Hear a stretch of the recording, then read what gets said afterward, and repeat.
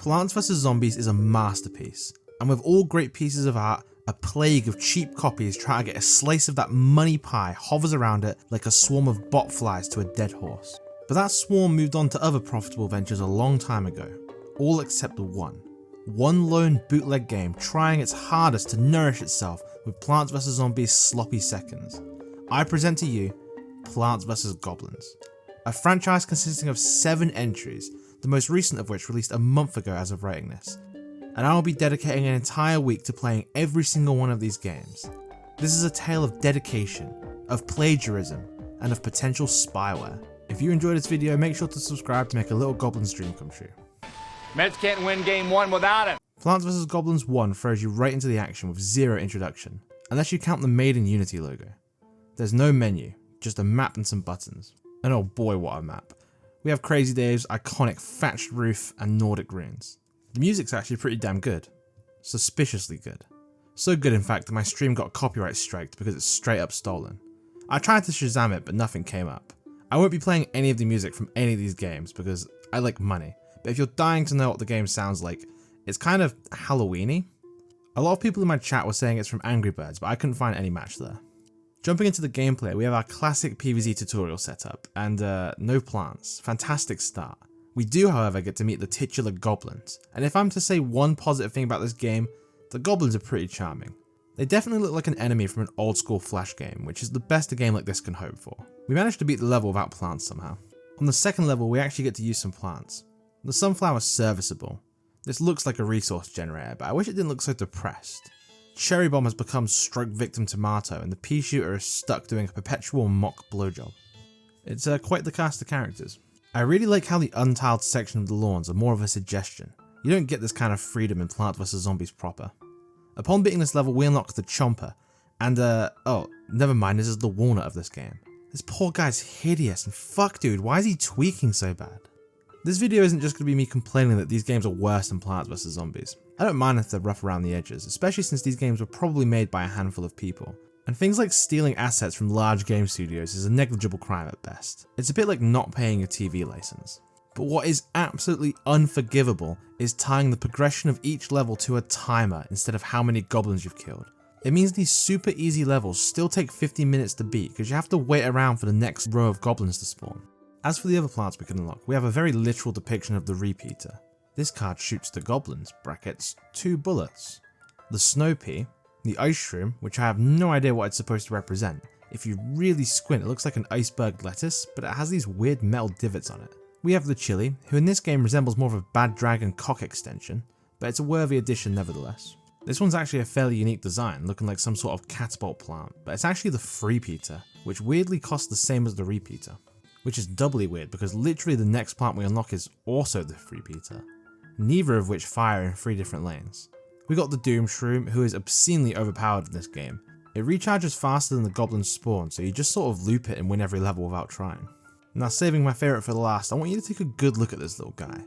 Bearing in mind that all the plants in this game derive from Plants vs Zombies, take a guess what this one is. His simple bulbous face has a real derpy appeal, and my guess was that it was some sort of explosive instant plant, but he's actually the star fruit, except the starts are off-center, which is really grating. There's multiple goblins as well, except there's no variance in them whatsoever, other than a tiny speed differential. That didn't matter once throughout the entire game. The game also features a variety of worlds, which don't change any gameplay or music. It's just a different set of assumably stolen assets. We got the default modern day, the arid desert, the waterlogged plain with 45 identical islands, the frozen wasteland, the default one again, which is a nice little nostalgia trip to like an hour ago, and finally, where all good journeys end, hell. Now I originally was going to try and 100% all 7 of these games, so I did fully complete this one, which took about 4 hours of gameplay and a further 2 hours or so of launching the game after it crashed for the umpteenth time. But I pushed on, just so I could see the ending of this game. And upon beating that last level of the game, we are ejected right back onto the map with no fanfare whatsoever. I didn't expect much, but I was hoping for a little congratulations or something. So how do I feel about the first game? I found it weirdly charming, as I played through the entire game with the image of a young aspiring game developer learning code by copying his favourite indie game. This idealistic image couldn't have been further from the truth, but we'll be going down that rabbit hole later in the video. But for all you need to know for now, this game is really, really easy and really slow, and it nicks a lot of assets. On to game 2. So I suppose you can tell me what happened in game 2, huh? This time round we have a menu, and my goodness, it's hideous. I commend them for at least trying something different though. I've never seen missing texture chic before. My first instinct was to press the mystery potion button, to which I was visually assaulted by some sort of abstract maths. Welcome to the Ghost Garden. Star is the source of the tree. Touch the falling star to collect them. Is this game written in haiku? The ghosts are coming. Don't let them pass through the gates behind. It will danger for human life. Oh fuck, I got a squint for this one. To increase your power to a new level, use magic items to increase your chemical resources. Yeah, I speak a bit of Indo. What's it to you? Right, couple of baffling things right off the bat. This game looks significantly worse than the first game. It's really hard to look at. Secondly, we have the sunflower returning from the first game, but the pea shooter, who's still the icon for the game, is replaced by, well, I don't really know what it is, kind of a pinecone shooter? Why replace the pea shooter but still keep it as the app's icon? It's just bizarre. The goblins are also very different. They look a little worse, but they're more animated this time round, which is a good trade-off to be fair. The game plays just fine. It does feel a bit smoother than the first. The first game had so many small compounding issues, like the placement of plants being awkward and picking up sun being kind of finicky, but this one does feel a lot better. Biggest improvement without a doubt though is the speed up button. It's criminal to make a game like this without one. Here's a really bizarre mechanic. Just like in Plants vs Zombies, at the end of each level you get coins for each lawnmower you still have, to reward the player for beating the stage without using them. But in this game, when you use a lawnmower, it's gone for good. Like between stages you don't get them back. You can buy them back individually with coins, but they're incredibly expensive and it's hard to get coins without, having lawnmowers in the first place to make you coins. And speaking of beating levels, when you unlock something in this game by clearing a stage, it fucking jump scares you. I was actually starting to enjoy this game. There are some really redeeming qualities about this one. I like the potion mechanic. You have a limited amount of these potions to use on plants in the same vein as plant food, except not like that because the game also has plant foods, or holy leaves as they're called in this one. The potions give the plants a permanent buff and physically changes it as well. Like for example, if you use it on the carrot launcher, who's kind of like the cactus from PvZ1, it becomes a full-on artillery that fires homing missiles into different lanes. And they interact with the plant food as well, like giving them upgrade changes the plant food effect with different animations. Like isn't that such a weirdly inspired mechanic for a shitty rip-off mobile game? It's a cool mechanic and I want to play the game more to discover other plants and test their upgraded versions. Except I can't play any more of the game because I'm artificially locked out by a bullshit life system. You can play a maximum of like 3 levels before you have to close the game down for an hour. What a waste of a game that actually had some potential. If you absolutely must do a life system, at least let beating a level not consume a life. I feel like I'm getting punished for winning. Originally, I wanted this video to be me 100% completing all 7 games, which is why I slugged all the way through the first one. But I can't be fucked with this energy system. Most of the later games do this shit as well. I don't mind if a shitty underdeveloped rip-off game wants to steal some assets or run some ads, but don't extort me. I came back hour by hour to play another couple of levels, but it was starting to grate me too much, so I'm calling it here for the main part of this game. I say main part because this game actually has some mini games, including one where you play as the Goblins. I know it's just lifted from PvZ1, but this was actually genuinely fun. Although the icons for the different Goblins don't actually match the sprites, which is weird, but nevertheless, I had a lot of fun with this mode. Except fuck you, no lives left. I'm done with this game. The very last thing I need to show you before we move on is the strangest plant in this entire video, the ice pea. This might not sound like the weirdest plant out there, after all it's just a pea shooter but blue. Well firstly, in a game with a 25 sun economy, this fucker costs 135 sun. That's just a hate crime to the players with OCD. But it gets weirder, listen to the sound this thing makes.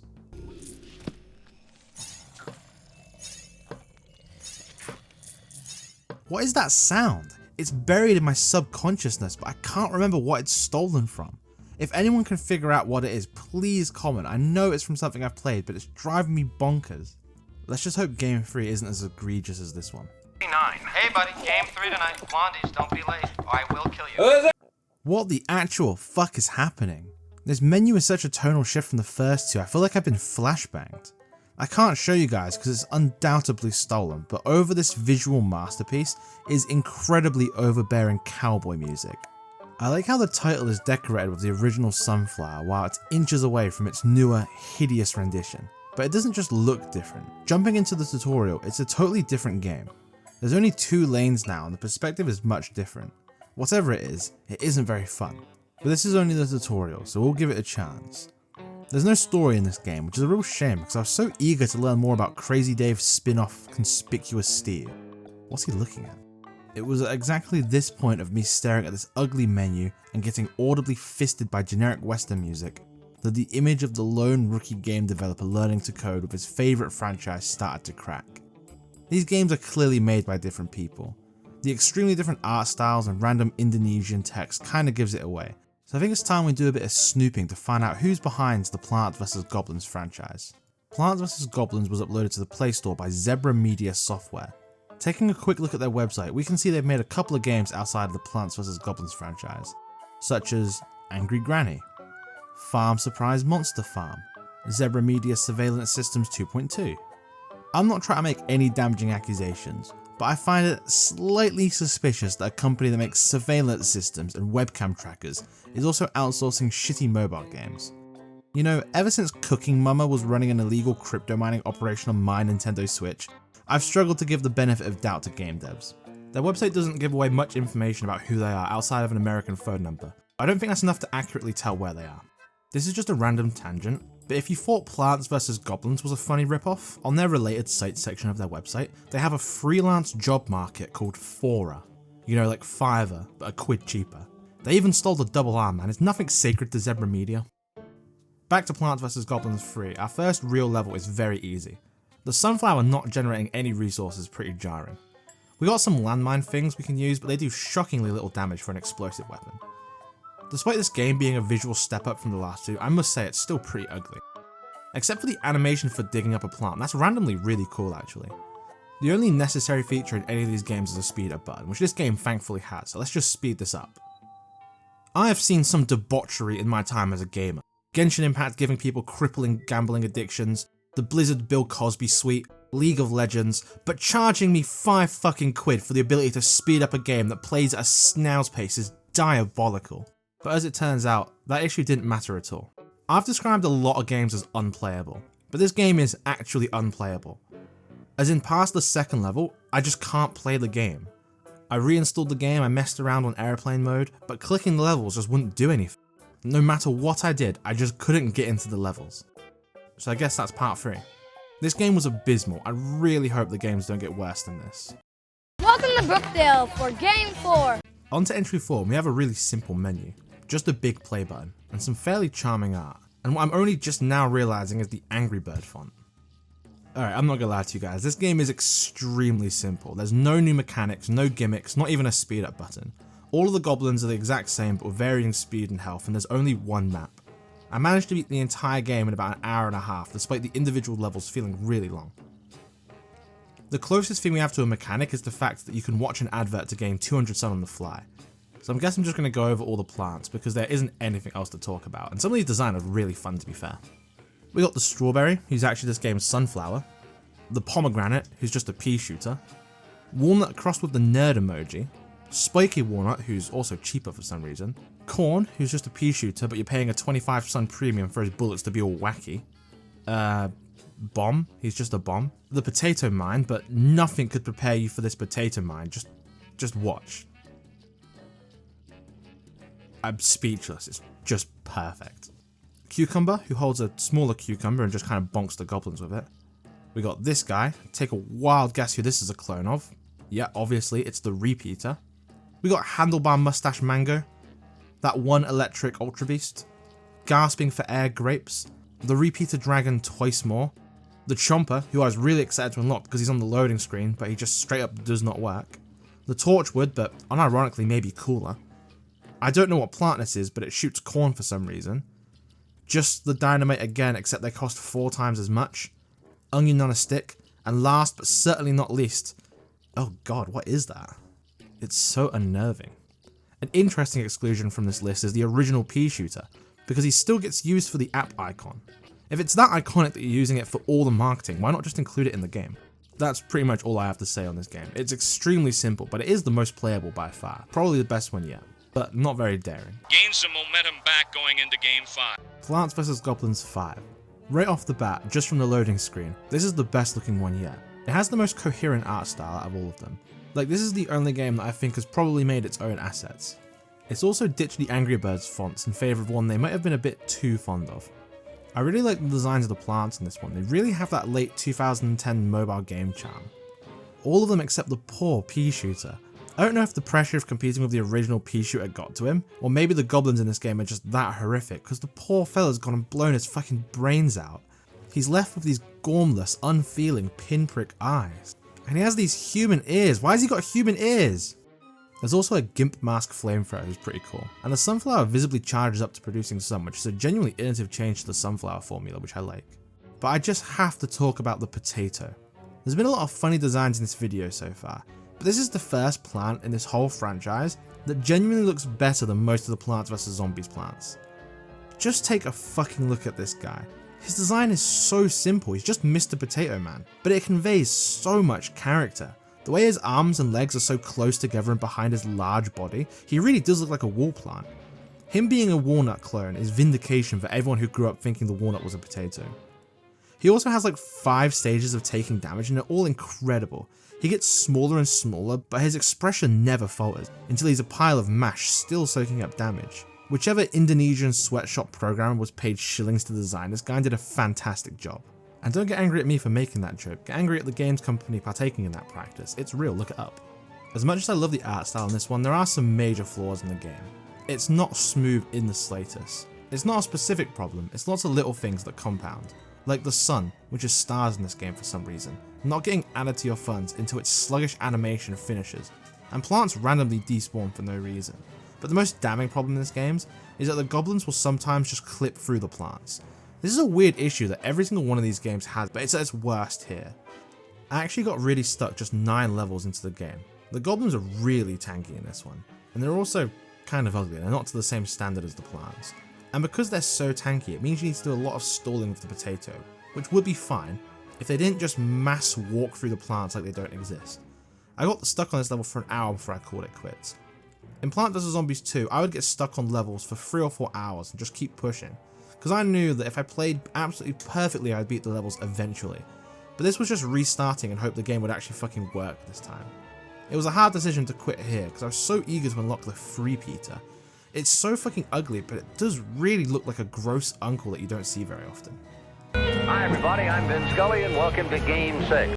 2 things right off the bat here. This isn't part 6, this is version 6. Big difference. But more importantly, why is the play button backwards? Actually getting into the game, it appears to be made by the same people as the last one, gauging by the pinprick eyes and Rayman floaty fists. Loading into the first level of this game, nothing could have prepared me for the insanity of the tutorial. I'm going to play out the first part of this level in its entirety, unedited, just to show how wild this is. The first glaring issue is that we do not need a countdown from 5, that's just obsessive. Secondly, the part that blocks off the lanes looks like the part we're supposed to be planting on, so I just sat there like a dipshit trying to put it on stone. And lastly, and most batshit insane, look at this first fucking wave. This is the first time we're seeing the goblins in the entire game, and I say goblins with such tone because we are really stretching the definition of goblins here. But I truthfully don't mind, because I'm like 6 days into the Plants vs Goblins grind here, and the variety is appreciated. The pacing of this game is wild. As soon as the levels start, these bent over monsters with penis stingers sprint full speed at you, but they don't actually do that much damage. So you just feel panicked because your shit's getting eaten, but in reality you're in a safe spot, and once you've set up they can't do anything. I really like that the sunflower from the last game returned, but the pea shooter didn't, suggesting that he succumbed to his self-inflicted traumatic brain injury. That's a neat bit of subtle storytelling. This game has the same issue as the last few entries, where they just follow the Plants vs Zombies formula with no iteration whatsoever. So there's just so little to talk about. The game does the PvZ thing of moving the camera at the start of the level, but doesn't actually reveal any enemies. So it's just doing it because Plants vs Zombies did. The sunflowers produce sun way too fast, and they do have some shitty power-ups. That's really the entire game. Let's just hope Plants vs Zombies 7 has something to talk about. The memory of Game 7 still hasn't quite settled down. I've been overall pretty dissatisfied with the franchise so far, but it's only just dawned on me that I don't even really know what I'm looking for in these games. If I was to really try and pin it down, I suppose I'd say I want something that's different. Still deriving from Plants vs Zombies, but not afraid to be bold. And oh boy, is Plants vs. Goblins 7 bold. As soon as you launch the game, you're immediately hit with a left jab right hook combo. The jab being a hideous monocolour green background, and the hook being a pop-up casually asking if I don't mind it sharing my data with over 200 companies. Now that's fucking bold. Many a shitty mobile game would siphon away your data for some side profit behind the scenes, but this game up and proudly declares it. I'm very happy to say that the gameplay is different as well. Not fun, but different. Plants vs. Goblins 7 is what's known on the street as a merge game. Now I've never actually played a merge game before, but I'm pretty sure this trend died some time ago. And this game only came out like a month ago of the making of this, so it seems a bit lame, but a franchise 7 entries deep into copying Plants vs. Zombies probably isn't too concerned of what's the current gaming trends. The difficulty of this game is really hard to define. It's either unplayably difficult or unbearably easy. It's not that it alternates between the two, it's just really hard to pinpoint. Let me show you what I mean. Just to explain what's going on here, we first get coins for killing goblins. We automatically pump out little tomato fellas when we get enough coins, and we can merge them with themselves to rank up. They only shoot if they're on the frontmost row.